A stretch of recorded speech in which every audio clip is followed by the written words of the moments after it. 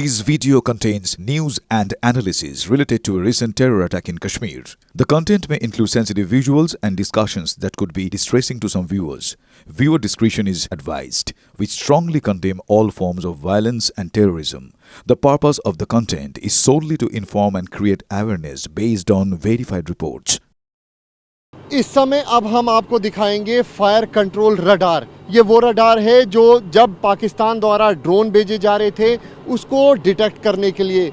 इस वक्त मैं मौजूद हूँ लाइन ऑफ कंट्रोल के इलाके में और अभी भी आप देख सकते हैं कि हमारा रडार सिस्टम किस तरीके से काम कर रहा है। यहाँ पे जवान आप देख सकते हैं, अभी भी जो निगाहें हैं वो आसमान की तरफ है, क्योंकि लगातार लाइन ऑफ कंट्रोल के इलाके में जो चौकसी है वो पूरी तरीके से जवानों द्वारा भरती जा रही है, चाहे दिन हो चाहे रात हो। इसी तरीके से हमारे जो रडार सिस्टम है वो इस वक्त एक्टिव है। लेकिन आकाश तीर जो पूरी तरीके से मेड इन इंडिया है, उसने किस तरीके से लाइन ऑफ कंट्रोल या फिर अंतर्राष्ट्रीय सीमा के इलाके में काम किया, खास तौर पे एयर डिफेंस सिस्टम को लेकर ये बात किसी से छुपी नहीं है। और उसी की वजह से आप मान के चलिए कि पाकिस्तान को पूरी तरीके से नाको चने चबाए हैं भारतीय सेना ने, हमारे पूरी तरीके से भारतीय एयर डिफेंस सिस्टम ने। ये जो आप तस्वीरों में देख रहे हैं ये रडार सिस्टम है। जैसे ही कमांड कंट्रोल से ये पता लगता है कि इस इलाके में जो ड्रोन है वो हो सकते हैं, ये जो रडार सिस्टम है वो पूरी तरीके से एक्टिवेट किए जाते हैं। ये देखे जाते हैं कि आखिरकार ड्रोन किस इलाके में है, किस एग्जैक्ट पॉइंट पर है। ठीक पीछे जो रडार आप एक देख रहे हैं वो एक अर्ली वार्निंग रडार है। Early warning radar means long range early warning radar है। और इस रडार की यही काबिलियत जो है दुश्मन के हर एयरबोर्न टारगेट को लॉन्ग रेंज पर सर्च और डिटेक्ट कर सकती है और उस पर पैनी निगाह रख सकती है। सो दुश्मन का चाहे वो ड्रोन हो, चाहे वो यूएवी हो, चाहे वो एयरक्राफ्ट हो, हर एक एयरबोर्न टारगेट का डाटा इस अर्ली वार्निंग रडार द्वारा सर्च और डिटेक्ट किया जाता है।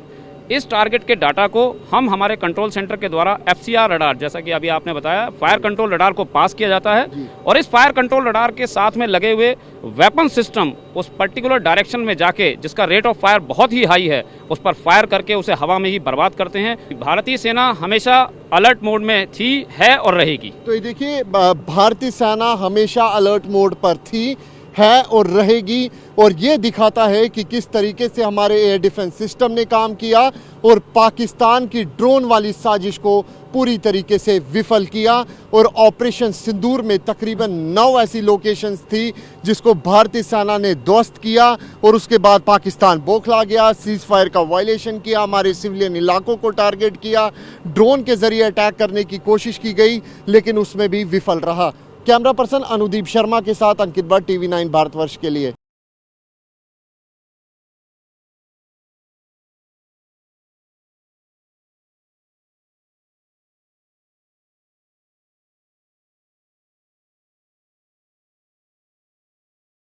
Should you plan your career? There's one place where all your questions will be answered. TV9 Assam Education Expo 2025. Under one roof, there will be top engineering colleges, renowned universities, leading medical and management institutions. TV9 Network Education Expo 2025 on 24th and 25th May from 10 am to 7 pm at Manuram Diwan Trade Center. Entry free.